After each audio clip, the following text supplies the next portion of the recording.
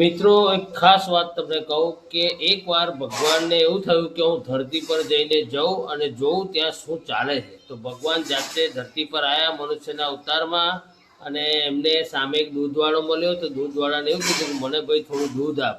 દૂધવાળો કે પૈસા આપો. તો ભગવાન કે મારી પાસે પૈસા નથી. તો કે પૈસા હોય તો દૂધ મળે, નહીં તો ના મળે.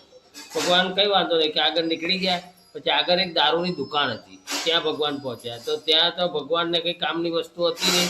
તો પેલો ભાઈ પૂછે છે શું જોઈએ છે ભાઈ? તો કે મારી પાસે પૈસા નથી, પણ મારે તમારે ત્યાં મળે એ કામનું નથી. કારણ કે તમારે જો પીતા હોય ને ઈચ્છા હોય તો જેટલું જોઈએ એટલું પી લો, કોઈ ચિંતા કરશો નહીં, બિંદાસ પીઓ. કે પૈસાની કોઈ જરૂર નહીં, તમે પીઓ બસ. એ રીતના તો દારૂવાળાને ભગવાને એવું થયું કે ચલો આ આટલો દિલદાર છે. તો ભગવાને એને આશીર્વાદ આપ્યો કે આજથી તારે કોઈ જગ્યાએ વેચવા જવું નહીં પડે, તારા ત્યાં ઘરાક આવશે.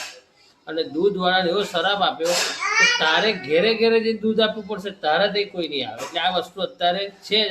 बात तो सही है दौड़ना तो पड़ता है।